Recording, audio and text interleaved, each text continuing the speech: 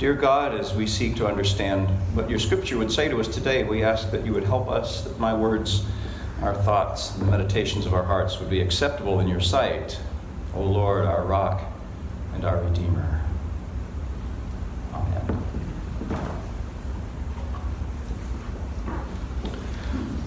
Well, we've all heard of Nazareth, at least in Christendom. Nazareth, in most of our minds, is famous pretty much for one thing, and that is that it was the hometown of Jesus, who is referred to in the scriptures as Jesus of Nazareth. So that's where he came from. Nazareth was a little place, and it was held in some disregard, apparently, in those days, as we see from the boys in the scripture lesson today, and Nathanael in particular. When he heard that Jesus was the person he was going to see and that he was from Nazareth, he said with some disdain, "Can anything good come out of Nazareth?" So those words fairly drip with disdain about this little village. On the surface, back in those days, you might have said that Nazareth was indeed just a nondescript little spot on the map. Bigger cities and bigger things were going on in the area. Just up the road a ways was a big progressive city called Sepphoris. It was kind of the growing place. It was influenced heavily by the Greeks. It was a big going town, and probably the people in the conservative villages like Nazareth didn't like to go there very much. Although, having had a brother who lived in a small town and worked for the resorts in a nearby place in North Carolina, I can just imagine that Jesus and his dad might have gone down the road to do some building work in Sepphoris just to make a living, because there probably wasn't much going on in a little village of 400 other than farming and taking care of the basic needs. Nazareth was 12 miles up in the hills southwest of the Sea of Galilee. It's kind of like the Vernonia of our neighborhood, except you couldn't just drive up there, right? No cars, no buses, not even any bicycles. So it was a ways to get up into Nazareth, so it was isolated, certainly not a destination town. But it was a good place for farming. The land was good for it. Again, I mentioned it was small, probably about 400 people, men, women, children. So probably everybody knew everybody else. Typical of a small town, and a lot of them there were probably related to everybody else as well. We can assume that the people were physically robust. They would have had to have been. Probably strong-minded, as they would have to have been, to be isolated in that way. Very practical. Respectful of their traditions. And loyal to their family. And this nutshell description probably fits thousands of small towns and villages all over the world. It's one of those places probably where all the women were strong, all the men were good looking, and all the children were above average. And we know places like that. Some of us have lived in them. Some of us are from places like that. I served as a pastor in a town like that in America, over in Idaho. A 400 person-sized community. There was and still is in the little farming community of Richfield, Idaho, a little United Methodist church there, which is referred to as the Community United Methodist Church because it was the center of a lot of things that happened in Richfield. But unfortunately, Richfield did not have a great reputation in the area. Here's one of the reasons why. And we discovered that the first time we went there. As you come into Richfield from the southeast, the first thing, the first impression you have, other than spotting the ubiquitous grain silo in town, is a smell. It's a smell of sour milk gone bad. There was a whey plant that used to dump its residue on a field just on one side of town, and it would sit there and in the warm weather just be very rank. So the first thing you'd notice when you come to Richfield was this smell. You might be offended by the smell. You might be put off by it.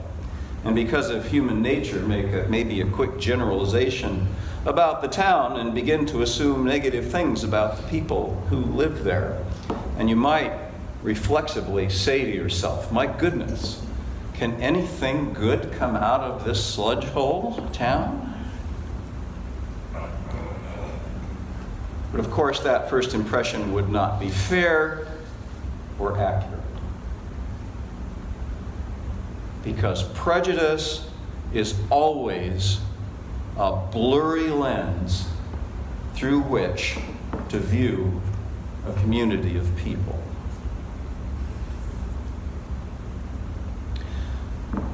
Back to our story today.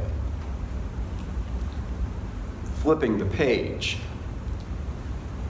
Nathanael does go and see. Jesus sees him and says to Nathanael, "Behold,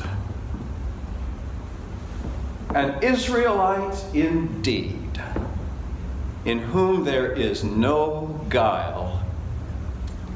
This is the Nathanael who, a couple of sentences ago, questioned whether anything good at all could come out of that little sludge hole town of Nazareth. When Jesus sees Nathanael, he turns the whole dynamic around and he makes a positive, grace-filled assessment on the spot. Look, there's a good guy. He looks on his soul. That soul searching for his Messiah. And he says, an Israelite indeed. What a compliment.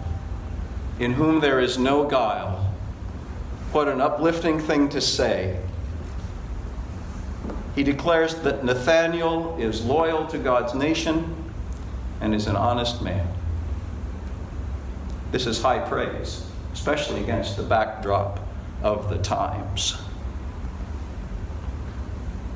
I ask myself how I would feel if Jesus were to spot me walking down the street, raise his arms out with a big smile, look at me and say, "I see you. You are a patriot and an honest person. And you're just the kind of disciple I'm looking for." I would feel great. That would feel great. I never even have thought of myself like that before. That's the kind of unconditional positive regard that Jesus lays on people. And it's transformative. Nathanael is immediately won over.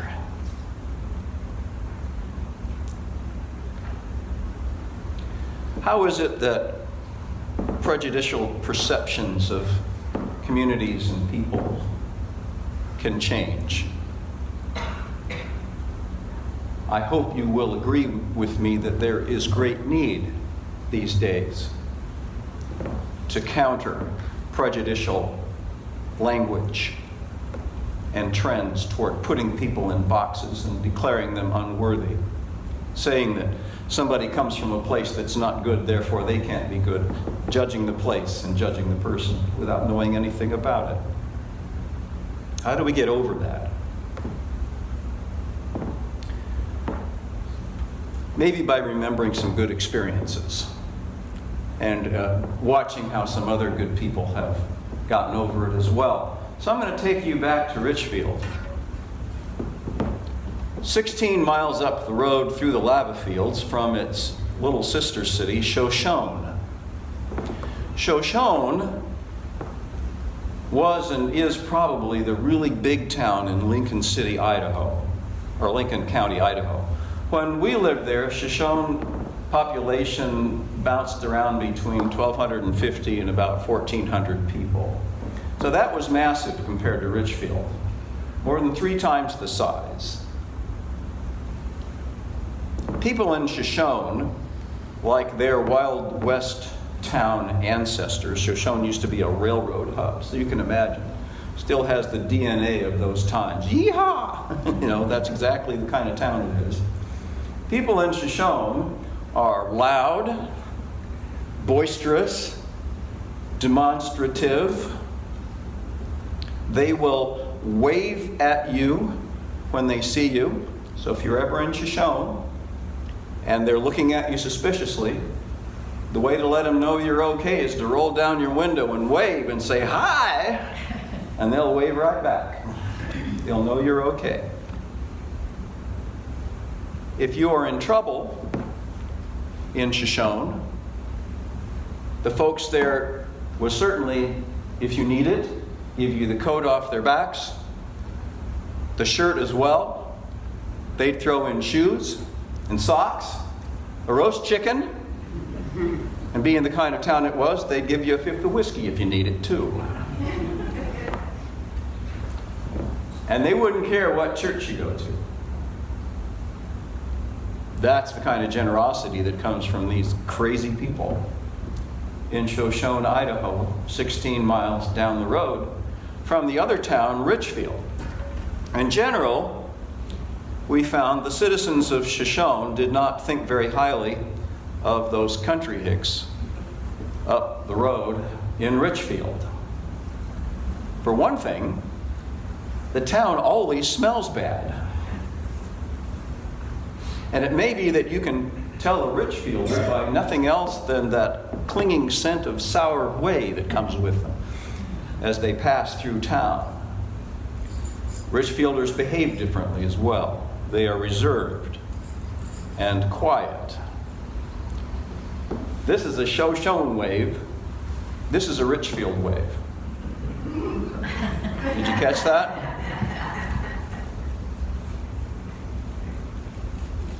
Or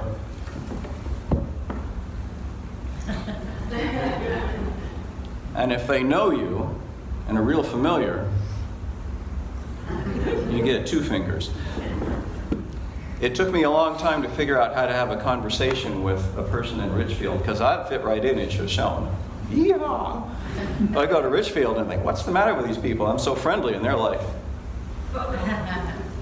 It happened at a wedding. I was in a reception or something, and I ended up behind the table helping to serve, and I was jammed in there with people, and I discovered that the way to have a conversation with a person from Richfield is to get right next to them. And it was just a whole different sense of physical space. Different sociology.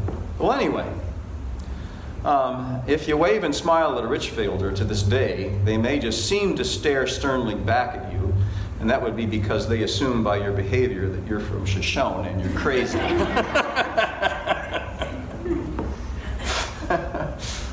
Those are fun days. So how do these communities work together?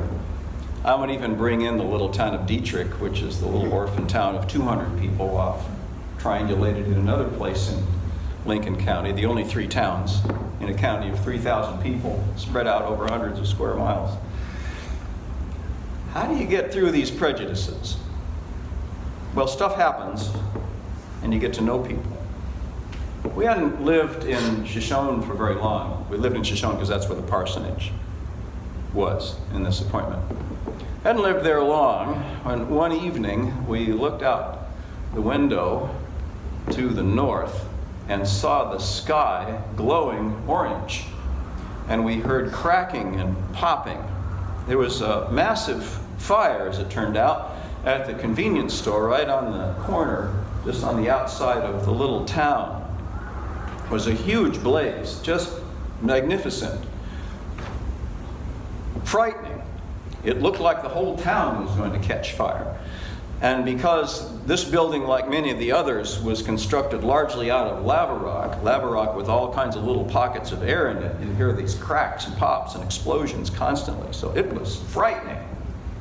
We heard the sirens and the fire trucks came, and this just seemed to go on and on. After a while, though, the fire just kind of died down, and it seemed like they got it under control, and we were greatly relieved. Here's what happened. Because the fire was so bad, the alarm went out to the other towns in the community, and the fire truck and the volunteers came down the road from Richfield to help battle this fire and to save the town of Shoshone. It was one of the volunteers from Richfield that realized that the natural gas line to the store was still on and was feeding the fire. So no matter how much water you poured on this blaze, it would just keep going. It wouldn't go out. So this guy from Richfield quietly got the right tool, went around the back, and turned the gas off. And very shortly then, the fire was contained. So the combined volunteer fire departments of Shoshone and Richfield put out the fire and essentially saved the downtown from being burned or blown up. All thanks to a hick volunteer from Richfield.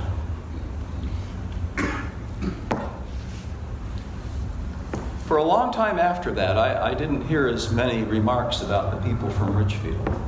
But I kept hearing this story, and the folks in Shoshone were a little embarrassed that they hadn't thought of that. They were just in their frantic way trying to throw everything on the fire they could, but it took somebody who was a little more reserved and thoughtful to look at the situation and figure out what the solution was. And with the energy of Shoshone and the wisdom of Richfield, they got that disaster quickly under control. So I hope the folks in Shoshone got over asking the question, can anything good come out of Richfield?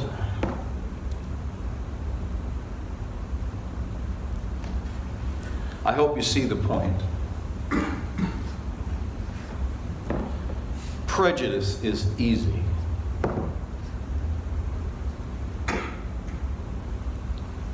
Unconditional regard for every person is harder.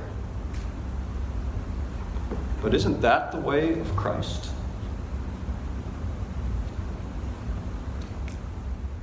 Amen.